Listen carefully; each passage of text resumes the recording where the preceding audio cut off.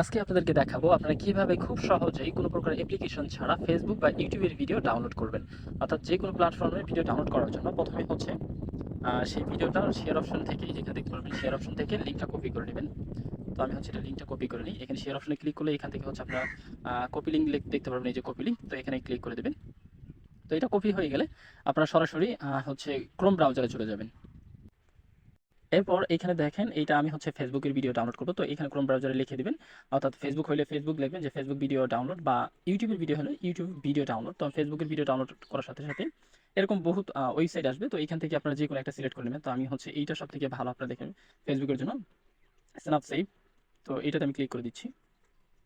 Click করে দেওয়ার পর লিঙ্কটা আমি চাপ দিয়ে ধরে থাকবো, ধরে পেস্ট করে দেবো, পেস্ট করে এখানে ডাউনলোডে ক্লিক করে দেবো।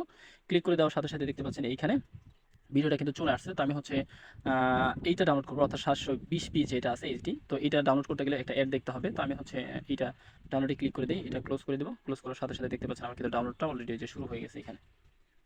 তো এইভাবে খুব সহজেই আপনারা ডাউনলোড করতে পারবেন। এরকম সব ইনফরমেশন ভিডিও পাওয়ার জন্য অবশ্যই চ্যানেলটা সাবস্ক্রাইব করে সাথেই থাকুন। ধন্যবাদ।